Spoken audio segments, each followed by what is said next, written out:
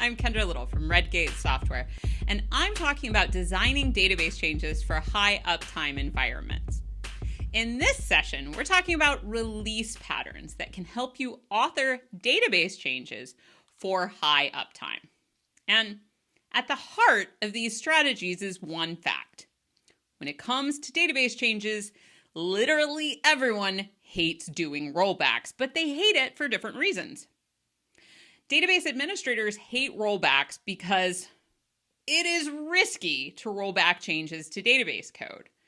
You really have to figure out what was the change, what data has changed since the change, and what does that mean about what we want to do. So for example, if we added a column to a table and started adding data into that column, if I want to roll back, is it okay if I just drop that column? If that causes data loss, that's going to be a huge problem in some environments. In some cases, it's going to be okay, though. So I need to know the nature of that data in my environment in order to know what to even do for a rollback. Similarly, if we are rolling out changes to the data itself, if we're running scripts that modify the data, and then the data is changing after that, what would we do to roll back that change? This can be incredibly tricky when it comes to databases. Now, developers hate rollbacks for a different reason. Developers hate rollbacks because since DBAs hate rollbacks for a very long time, DBAs have been like, hey, you need to figure out a script to roll this back before you deploy the change. And not only is writing that script complex, but developers hate this because most of the time, the vast majority of the time, that script never gets used. So it's time writing code that doesn't get used. And nobody, literally nobody, is happy about this. So what we really want to do is we want to come up with as many different options we have to roll back changes as possible and to make as many of those options lightweight whenever we can. We'll talk about ways to do that. And we also, it becomes very, very attractive to break our changes down into very small pieces.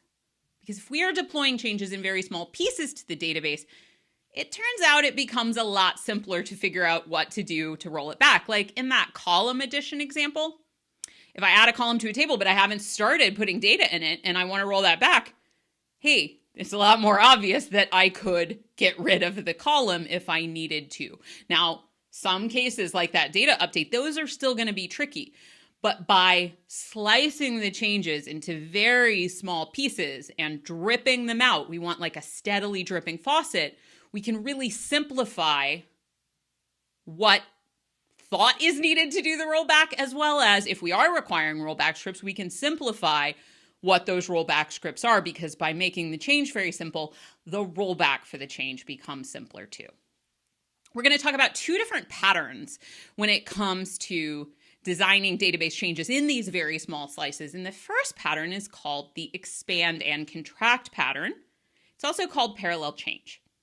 This pattern is very, very useful for database changes, but it's also used for other software development too. And this pattern's been around long enough that I wasn't even able to find who invented it or who named it on the internet. So this is a classic pattern that when I learned how to ship software in a software development company, we used this and I had no idea what the name was. But when we design database changes, it's very useful to go through 3 phases. Each of these phases could have multiple individual changes in it that are deployed at different times, right? This isn't 3 different changes. This is 3 different phases. The first phase is the expand phase. And in this phase, we make very small changes that are all backwards compatible to the database. The language we used about this when I learned about this was that we are staging the change in the expand phase. We're putting everything in place so that when we get to the second phase, which is migrate, we can cut over to the new features as quickly as possible. We want to design everything we can to make that migrate phase as short and as painless as possible. We also want to make that expand phase as backwards compatible as we can. We want to support the old and new code so that if we need to undo the migration, that is possible as well. Ideally without having to clean everything up, right? Because expand supports both old and new code. The final phase, the contract phase, is a cleanup phase when we remove the data structures and the code that we no longer need. Now, I have found this pattern to be incredibly useful. And over time, when I was working with this and learning how to apply agile development techniques to deploying database changes, my team got better and better at doing this. And that meant figuring out more and more clever ways to do the phases for this. There's another model, though, that I want to tie into this before we get more concrete. And I think that it's very, very useful to talk about the BlueGreen deployment model and to even combine it with the expand extract model. But before we combine them, let's just talk about what the BlueGreen deployment model is. Now, for the BlueGreen deployment model, we do have some information about who at least publicized this and who made it well known. Jez Humble and David Farley wrote about this in their book, Continuous Delivery, and Martin Fowler has also written a very influential blog post about it. I really also like, one of my favorite resources for talking about designing high uptime changes is a series of blog posts written by Michael J. Swart. Michael wrote this fantastic series of posts that I'm going to refer to throughout this section where he talked about creating something called the Aqua Database, and we'll dig into that soon. The classic BlueGreen deployment model. The first way we're going to talk about this, we're not even going to talk about the database. We're just going to talk about how this applies to application code. And this is a very simple but powerful pattern. Honestly, I've always been a little bit jealous of folks who manage application servers because they really get to use this pattern in such a powerful way. So to start out with, we've got a load balancer in production. And right now, our current production code is on a group of app servers that is the blue group of app servers, right? So we've got multiple app servers, customers are hitting those. And while that is live, we've got another group of app servers that is just not in rotation. It is out of current production load, and we can load that up with new code. We can change things around to enable a new feature on it, and nobody sees it because the load balancer isn't letting anyone go there. When we are ready to cut over to our changes, it's really easy. We pull one group out of the load balancer, we put the other group in, activity drains off of group 2, new activity drains out of group 1. The blue app servers are no longer active. The green app servers are picking up the new load, and everything is great. We can figure out how are things going, and if things aren't going well, we can simply add the blue servers back in, pull the green servers out, and now our activity is back with the old functionality, right? So this is very basic blue-green, fantastic for application servers, but things get hard when we bring in database changes. We have to get a little fancier for this because at least I'm focusing here on Microsoft SQL Server and the Microsoft Data Platform, we don't have a technology that makes this easy. We do have a technology called availability groups, which provide readable secondaries, but they don't help with this problem at all. If I'm making schema changes I have to make them on the writable primary, and the primary is the only writable node. So just pointing things at a readable secondary isn't going to help. I either have to stop all writes flowing to that, including schema changes and data changes, which are just then going to build up, and they're going to have to flow to the secondary eventually. That's no good. Or if I am making changes on the primary, they're just flowing to the secondary anyway, and the secondary is only readable. Readable secondaries and availability groups don't make the blue-green deployment model easier, unfortunately.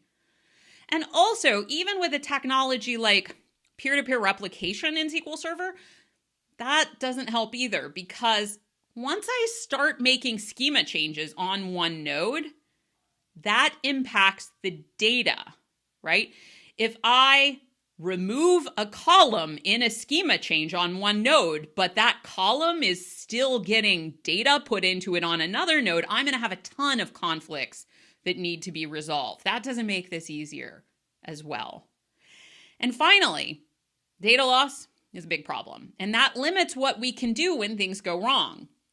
There are very few cases, for example, where if we have a problem in a release to a high uptime environment, there are very few cases where just restoring the database to the point before the development or before the deployment happened, there are very few cases where that's okay, because we will lose all of the data that happened since the deployment, and that is very rarely acceptable. Even in cases where it is. So for example, I've worked in some cases where an environment has its data sources coming in and data loads that can be rerun.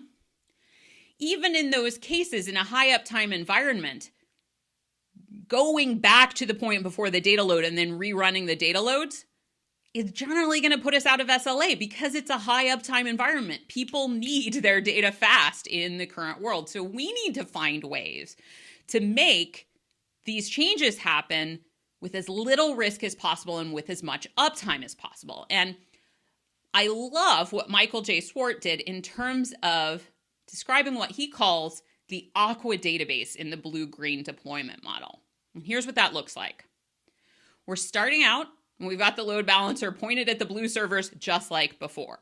And right now, notice that it's pointing to a blue database. So right now, we've got just current production features going on. Everything's good.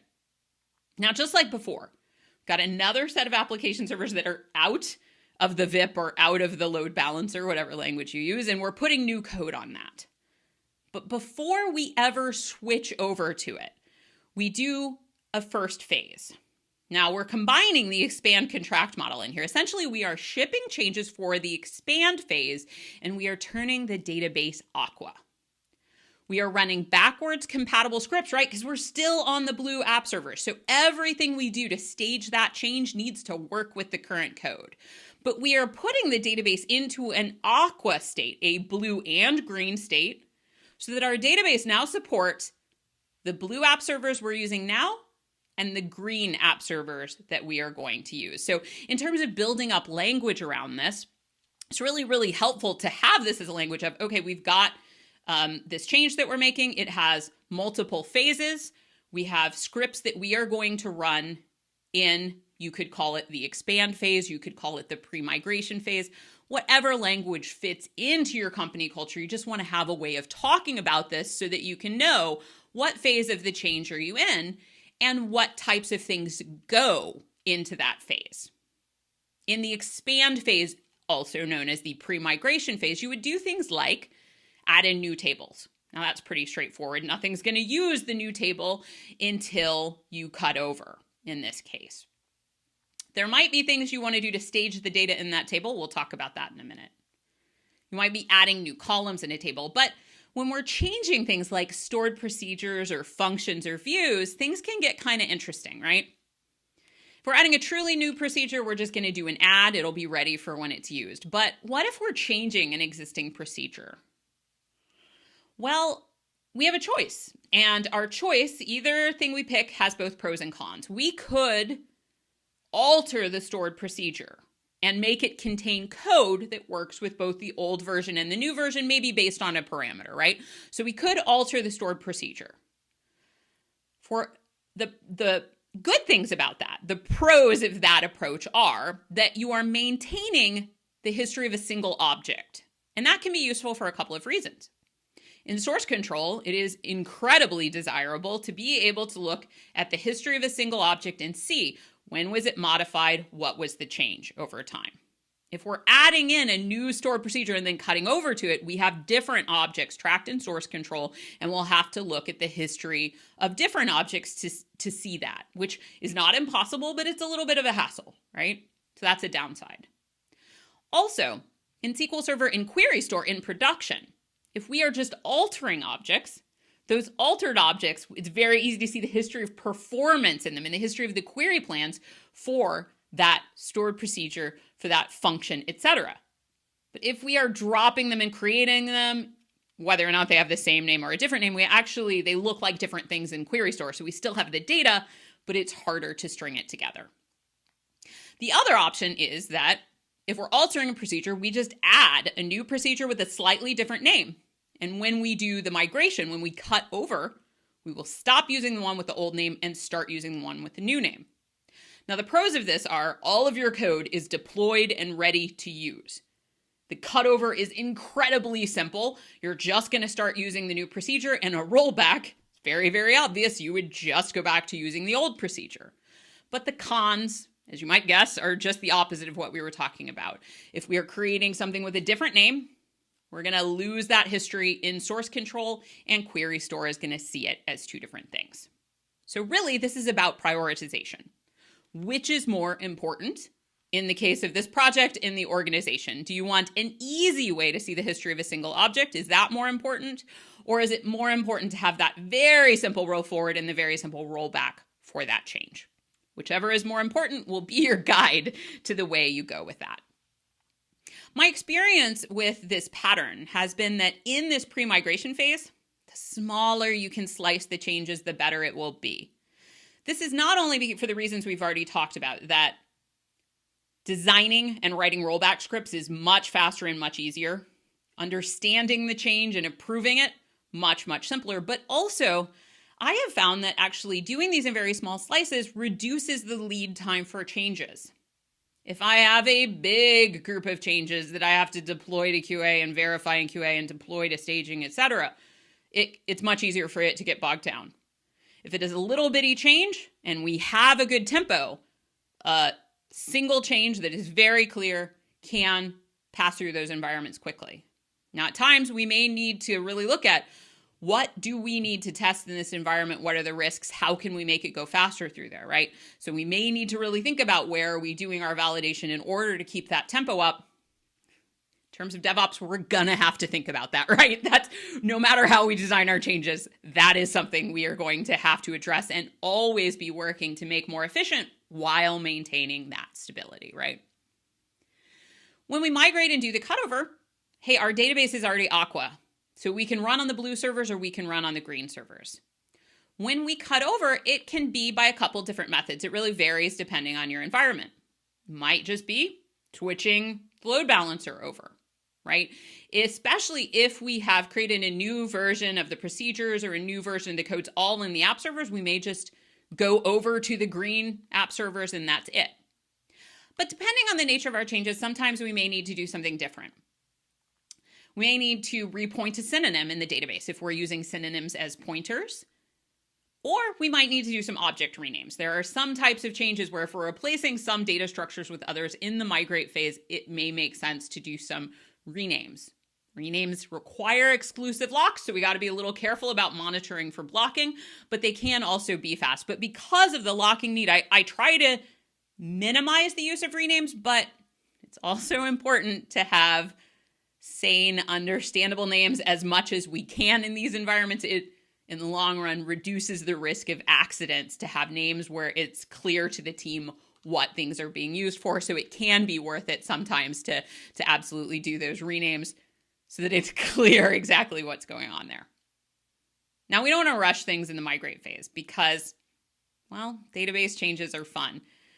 Sometimes if we make a mistake, it becomes apparent right away, but I've absolutely seen cases even in critical systems that are accessed regularly where a little issue with the data wasn't picked up for a couple weeks, and then a customer pointed out, this doesn't look right. So it's important to really let the change burn in before we go to the contract phase. And we also may want to look at different techniques to do this cutover as well. So some of the things that can help, and again, this is all happening, we haven't done any cleanup yet, is designing our system with feature flags. Feature flags are a different way to do the cutover, or they're sort of an additional element to add to that cutover. Using feature flags in the BlueGreen model, we would still do something like a load balancer to migrate over to the active application code. We would still have a cutover, but even after that cutover, the changes wouldn't be automatically in use. We would create a toggle that usually is visible in the application and usually is controlled by a business user. It doesn't need to be controlled by a developer or a DBA at all.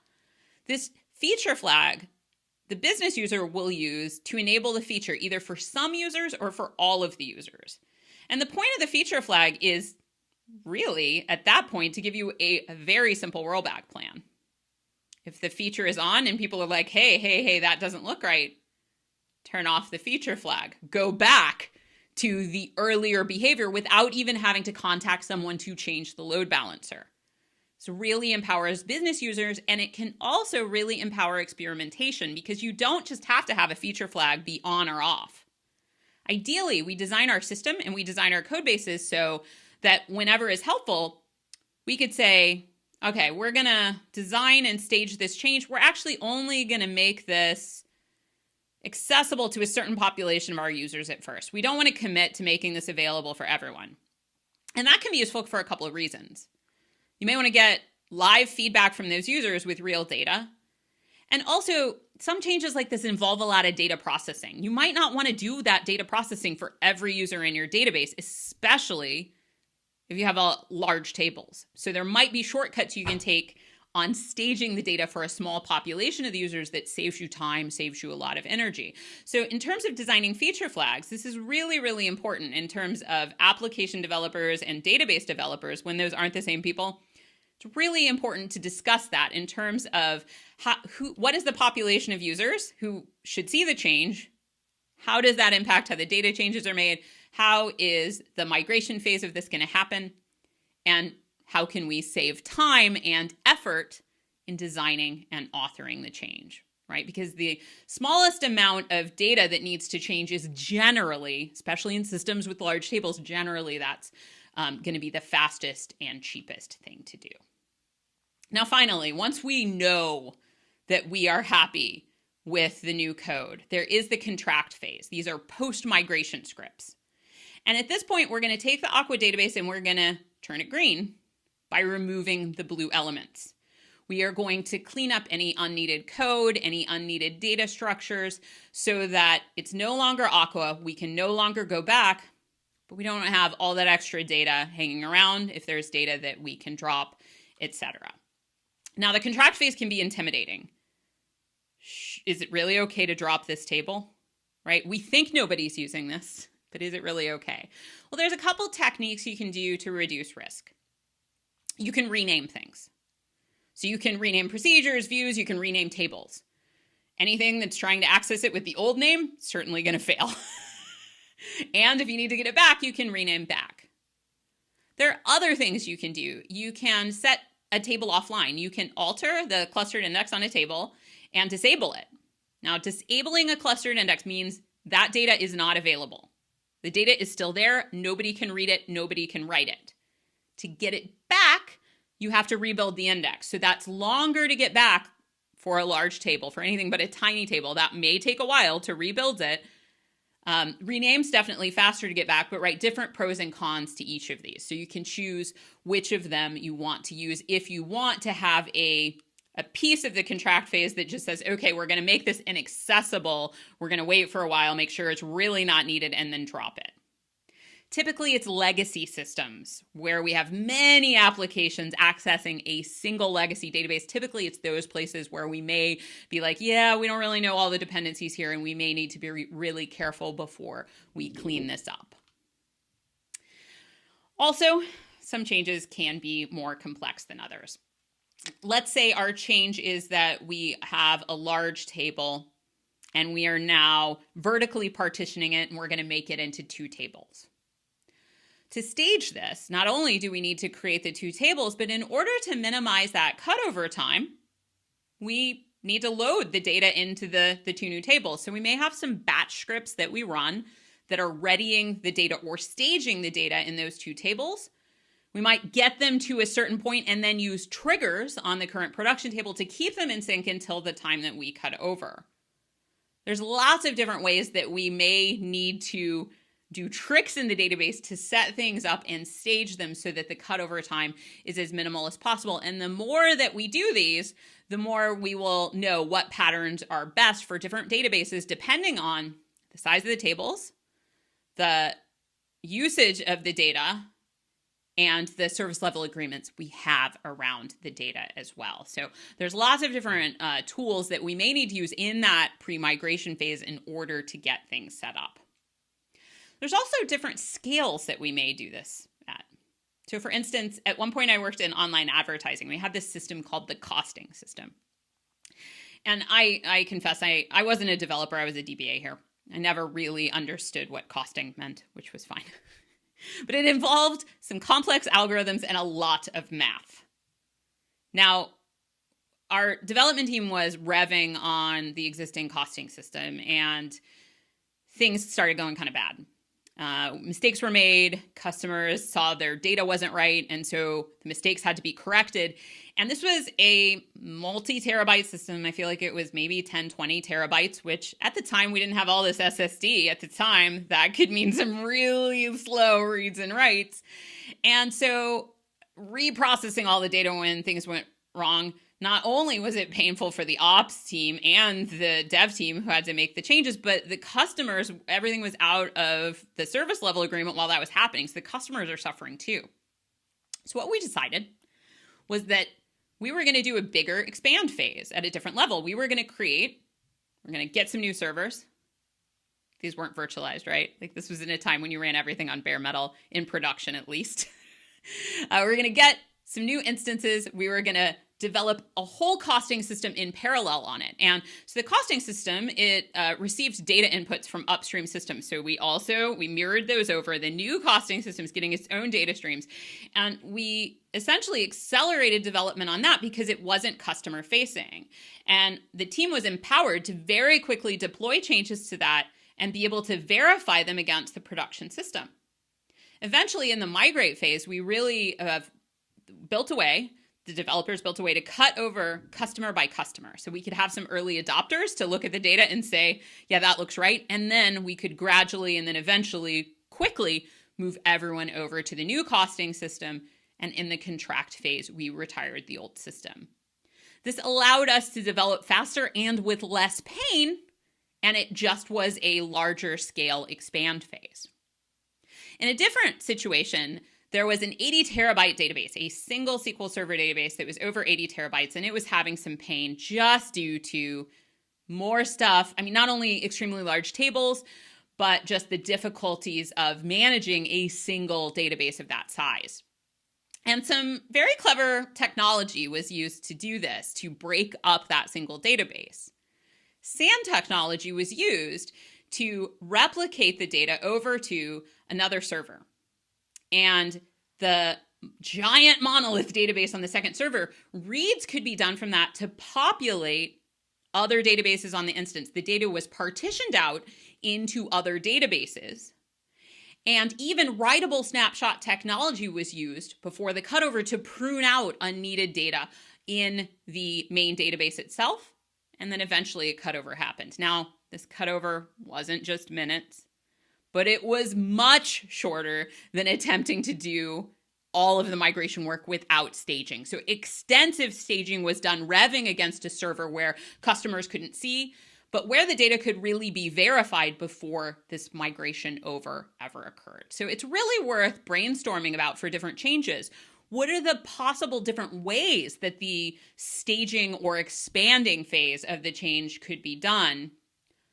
What are the different ways that we can make that migration cutover as small, as painless as possible?